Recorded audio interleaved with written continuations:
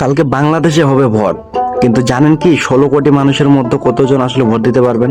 বাংলাদেশের ইতিহাসে এটি হবে এক বড় নির্বাচন। এবার প্রায় 10 কোটি ভোটার অংশগ্রহণ করতে যাচ্ছেন, কিন্তু মাত্র 18 বছর পার হলেই ভোটার হতে পারবেন। চলুন দেখি নির্বাচনটা কত বড়। দেশের 34টি জেলা, 300 আসন এবং কোটি কোটি ভোটার।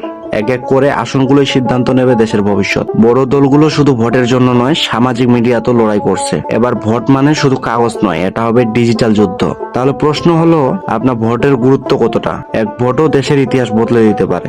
হ্যাঁ, এক ভোট। সবার অংশগ্রহণই গণতন্ত্রকে শক্তিশালী করে। তাই ভোট দিন, সচেতন থাকুন আর ইতিহাসের অংশ হন। কালকে ভোট দিন, কারণ এক ভোট, এক দেশ, এক ভবিষ্যৎ। ধন্যবাদ।